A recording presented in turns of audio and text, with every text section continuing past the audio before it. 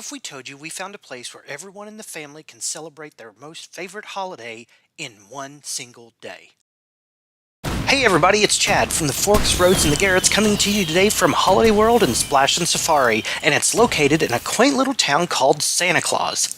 Yeah, let that sink in. The name of the town really is Santa Claus, and it's located in southern Indiana. This park has been a staple to the area for decades. This is a two-in-one park situation where one ticket will get you in both gates into both parks. Holiday World is a theme park which is broken down into sections defined by the holidays. Splashin Safari is a water park that has grown leaps and bounds since its beginning. Today, we're going to take a walkthrough and a first look insight of what the 2026 season is going to hold for Holiday World. Now, we are here before the park officially opens for the season, as they do open a few days before the park opens for the entire season for small groups, and we are here with one of the small groups today. A couple things to remember about Holiday World is first, it is a cashless park. So if you have cash and you don't have a card with you, or you're sending your kid with somebody, you can either send them with a gift card or you can go ahead and send them with cash. And at the front gate, they're going to have kiosks where you can put the money on a card. So that way kids can have access to everything in the park and be able to spend their money that way if you don't want to trust them with a card. So gift cards do work inside the park. Another thing you need to remember is if you're driving to the parking here is free. There is no charge to park. If you're going to be going down to Splashin Safari in the water park, the sunscreen can be provided for you and it is free. If you're in either park, Holiday World or Splashin Safari, all soft drinks, this includes your Gatorade, your sodas, everything that comes out of the fountain, is going to also be free. Upon entry to the main gate, you will be in the foyer of the park, as this area is going to include accessibility information, cashless information, guided tours check-in, the Holly Cash, sales, lost and found, lost parents, mail drop, package pickup, the pet kennel, the phone find, wristbands, and as soon as you look to your right, you're going to see St. Nick's Souvenirs, which is going to be the first merchandise stop of the day. St. Nick's is probably the best bet to find what it is that you're looking for as far as souvenirs go. So if you forgot your sunglasses, they have those up front. They have puzzles of the roller coasters that you'll be able to put together. Endless t-shirts of Holiday World. Some of them have the characters on them. Some of them have the coasters on them. There's a wide variety of that. They have Santa Claus salt and pepper shakers. They have coffee cups, picture frames, whatever it is that you're looking for. If you have a collection of things you normally get from theme parks, this is going to be your best bet to find it here in St. Nick's.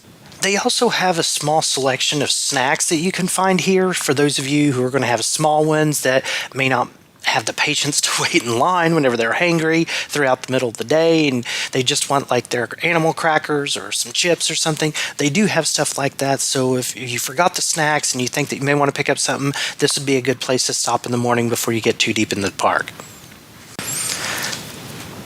As you leave St. Nick's, you're going to turn to the right and go a little bit deeper into the park, and this is where you're going to find the iconic Santa Claus and the water fountain. They're both located here. This is a main spot where people really like to get their pictures. So the Santa Claus does have a sidewalk, goes up to it where you can gather around Santa and get your picture taken with Santa.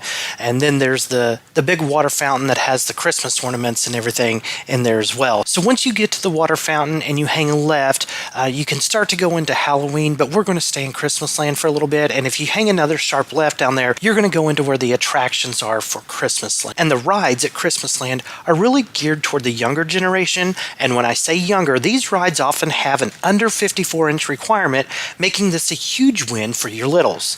So you're going to have Prancer's Merry-Go-Round, Reindeer Games, Comet's Rockets, Dasher's Seahorses, Dancer's Fish, and all of these are just kind of really small rides, something kind of like you could see at a carnival, but this is a big hit, like I said, with those littles. So in order to stay in Christmas Land and finish the entire land before moving on, we have to go backtrack a little bit and go up to the fountain and then continue on past the fountain. And along the way, we will bypass the Christmas Theater, which is across the way from Kitty's 3D Candy Farm. And just beyond that water fountain is a large building that houses 4 food and snack locations. So this is where you're going to find Candy Cane Confectionery, Santa's Merry Marketplace, the Polar Espresso, and the Sugar Plum Scoop Shop. Once you enter Santa's Merry Marketplace, there's a lot going on in this building, so you got to kind of know what you're walking into. So you go in, and it's going to look like Christmas just exploded in here. That they're going to have the red and blue banners from the ceiling and Christmas lights hanging up. And off to your right is going to be the first drink station. So this was this free soft drinks that we were talking about earlier. You just get a cup, get your ice, and get your drink and go on about your business. If you go to the left, you're going to be looking at a typical bakery that you would find in theme park, only this one's really catered more toward the Christmas because we are in Christmas land. So you're going to have the sugar cookies, you're going to have the Rice Krispie treats, the macaroons, the chocolate covered pretzel sticks, but you're also going to have that decadent fudge that's in there. The peanut butter and chocolate one looks really good to me because I'm a sucker for peanut butter and chocolate. So they have all these flavors of fudge in here, and it is kind of Christmas themed, but they also have a quick service restaurant located in here. And once those tables get full, it is nice to know that if you want to step out of the side, there is an outdoor dining across the street, which is kind of up on a balcony off the hill, so you can kind of look down and see what's going on down that way and just kind of sit outside and eat your meal. It's a little bit more quieter out there, especially on nice days. So as you move on down the road just a little bit, you're going to start to leave Christmas land and start to enter the 4th of July. There are a lot of things going on 4th of July. When you first pass under the 4th of July entrance, coming around the corner is the Star Spangled Carousel, and to the left is the Liberty Shop. We can't check out the merch today because this shop was closed. Now, with that being said, that this merchandise shop is closed, I want to remind everybody that we are here before the park officially opens to the public. We are here with a group today, so it's not like they're understaffed or anything. They just don't open up everything in the park for these particular days. Now, going on, we're getting ready to head on over to our first attraction that we're going to get on today, and it's going to be the Lewis and Clark Trail, which is the old-fashioned cars. The Lewis and Clark Trail does a really good job of making you feel that old-time nostalgia. So as you're driving this car, you go through the trees and around the corner. There's a wooden bridge that you go under and loop back around and go over the wooden bridge before returning back to the station. Upon exiting the Lewis and Clark Trail, you're going to go on down the road just a little bit, and across the street is going to be the Star Spangled Carousel that you could see whenever you come around the corner earlier. And hidden right behind it is the Utterly Blue ice cream, and Holiday World is famous for this ice cream, and they are closed right now, but it's a blue raspberry, and it's the prettiest blue. It looks like you're eating a piece of the sky. It really is good, and if it's closed right now, whenever I come back later, if that thing's open, you can bet that I'm going to have some of that. It's that good, folks. I would highly recommend the Utterly Blue ice cream. Now, right there where the Utterly Blue ice cream is and the Star Spangled Carousel, there is a crossroads here. So you have the option to keep going the direction that you're going, and it will loop back around, or you can take a cut through. And this cut through is also going to have, on down, there's the Alamo, which has the burrito bowls and chicken fajitas and things like that. The Tippy Canoes, which is little canoes for kids. Lots of flags right here. And also sitting on the corner of this intersection is an Oasis. And the Oasis is what they call the freestanding soda machines. So whenever you look up at the top of these doors, they're going to say in and out. It's pretty basic instructions. You just go in, and this is where you're going to get your sodas like how you did in Santa's Merry Marketplace, only this is a freestanding one, and the freestanding ones they like to call Oasis. So we're going to continue on down the path that we had been on, and this is going to take you down to the bumper cars, which are also called the Rough Riders here. This was a little bit longer line for the day. Right across from that was the Firecracker, so that's kind of like a take on the Scrambler a little bit.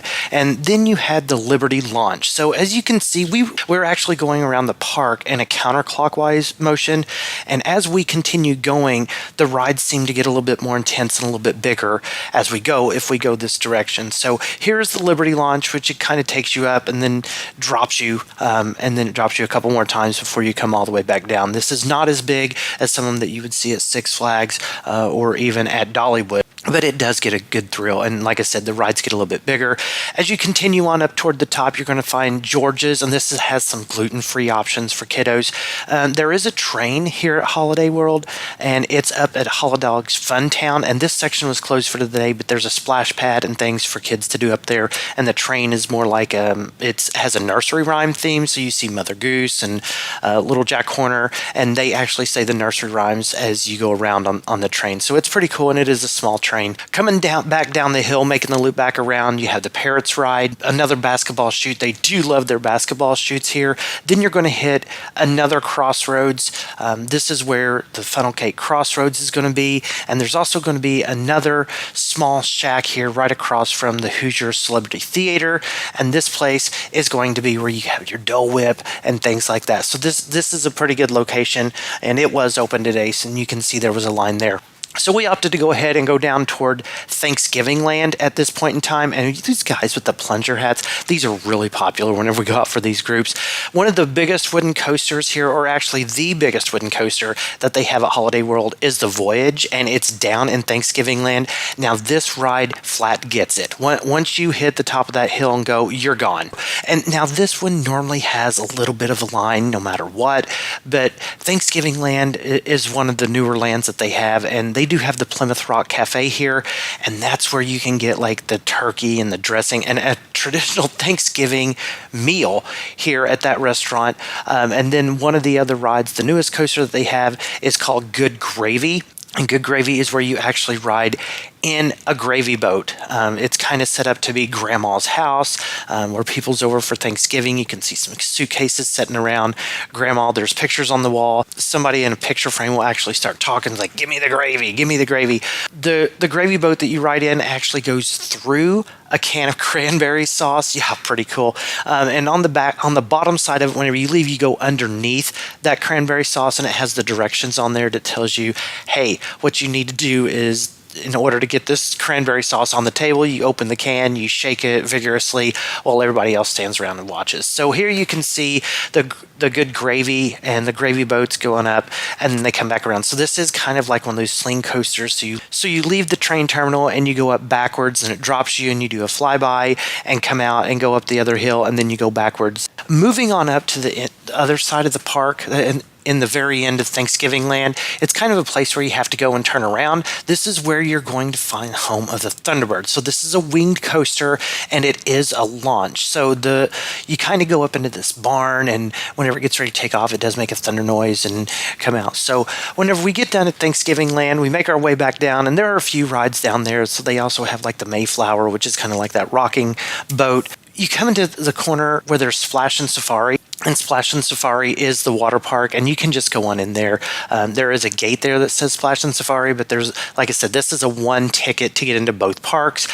This is where they're also going to have the other big merchandise. As soon as you walk in there, this is a big merchandise store, and this is going to have your tank tops, your flip-flops. I know one time we were at Dollywood, and somebody stole my flip-flops while we were there, and that concrete was hot. If something like that drastic happens, you know that you can go in here and you can get another pair of flip-flops. They also have t-shirts and cups and different sorts of things like that, but there is a big push on the water park memorabilia here. As you get into the water park a little bit further, you're going to see that there's all kinds of tubes and things. So it was a little bit colder, so the water park wasn't hopping. Like I said, this is at the very beginning of the season before they actually opened to the public. There were some people going down the water slides and everything, but it was a little bit on the chilly side. And they didn't have the entire water park open, but you can see some of this stuff looks really fun. So this is a slide where you kind of race down against each other. They do have a couple of water coasters here. This is the Tiki Bay, where they can have like parties and music and stuff going on out there, and it was very quiet that day. The Lazy River was not running, but you can see it's kind of surrounded by rocks, and it wraps around through some of the other rides, which makes it really cool too. They do have cabanas here that you can rent out, and the cabanas are very nice. And once we leave Splashin Safari, we go back up into the park, and we're actually going to come out in between 4th of July and Halloween. So whenever we go into Halloween, the very first thing that we're going to see is the hallowed swings. And if you can look behind, there's a wooden fence up there, and you can kind of see the Lewis and Clark Trail, the cars going by up there. That's the wooden bridge that you go over with that. And where I was talking about earlier, you can actually look down and see part of Halloween. Well, this is the part that you can see.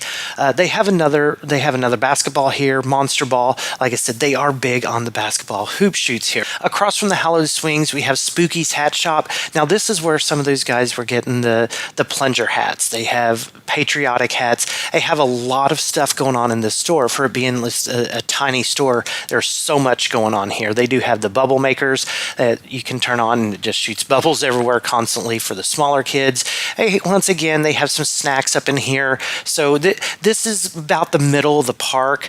They do have the pizza hats and the hamburger hats and just about any kind of hat you can imagine, walking around with a taco hat. So they have the squid hats, and a lot of these things were actually a decent price. I'm wanting to think that some of the people in our group did get the plunger hats, and I think they said they were only like $12. So it's not an expensive thing, especially for when these groups, whenever some of these guys want to buy this stuff, it's not going to break the bank, but it is going to be cool. You can see the shark hat, and there's, the rainbow squid hats and everything. So there is a lot going on inside this store, which is right there at the very beginning of Halloween. Now, the second largest wooden coaster that this park has is called the Legend, and it's kind of a take on Sleepy Hollow.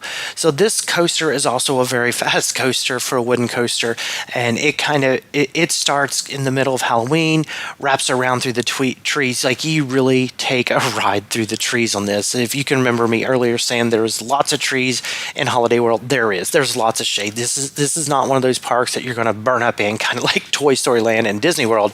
There is lots of shade here and lots of places to stop and rest. Moving up from that, there's the Scarecrow Scrambler. And then the last coaster that we're going to talk about is the Raven. This was the original wooden coaster that Holiday World, this thing kind of goes out over Rudolph Lake. So there's a couple of banks that goes out over the water. And you can actually see the lift hill from the parking lot. Whenever you're getting ready to go in, that is the roller coaster that you will see. And this thing has been around for a while, and it is a very fun ride. And of course, the Raven, it is the take on the story of the Raven. So there is a lot going on here. So as you can see, there's a lot of fun things to do at Holiday World. I wish that we were coming to you whenever it was going to be open fully, so we could give you the full experience of everything. But this was just kind of a sneak peek of what the 2026 season was going to hold for you guys. Now, I also want to point out that there are some speculations going on, and I did see for myself inside the park, they used to have a Raging Rapids, which was a tube ride, but it wasn't in the water park. It was the one where you went under the waterfalls and like Raging Rapids and stuff like that. And they had like Boulder Canyon where you went through, and you kind of went through a little western town. It was one of the better tube rides that I had been on. So they had really put a lot of time into it, and it was very nice and very laid out. And I hated to see it go whenever they did take it down. But around this was a wooden fence, and it had sandals painted on it, like flip-flops painted on the wooden fence. So somewhere along in there, they're going to put up a new ride. Don't know for sure what that ride is. There have been some speculations it's going to be some sort of coaster. I personally don't know, because I have not gotten all that information for that. I do know that there was someone talking the other day that said that they had gotten a newspaper clipping. I know that a local radio station, 99.5 WKDQ, was talking about it one day in the morning. They were saying, hey, we got this newspaper clipping, and it's about Boulder Canyon, and we think there's hidden clues. And I'm not very good with those hidden clues, but I can tell you that there's a brown wooden fence, like a dark brown painted wooden fence, that has flip-flops on the side of it. So I don't know what that means. I'm not real sure what the clues entail for all of that, but there should be something else coming. And as soon as we find out what that is, we'll be letting you know as well. So if you like our content, go ahead and subscribe